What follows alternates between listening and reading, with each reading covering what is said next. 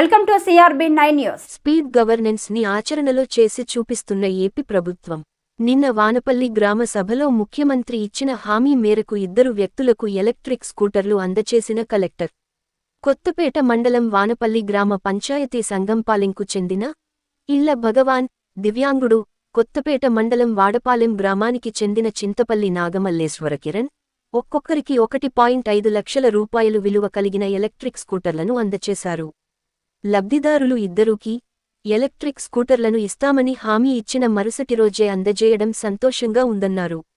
రాష్ట్ర ముఖ్యమంత్రి నారా చంద్రబాబు నాయుడుకి కృతజ్ఞతలు తెలిపారు.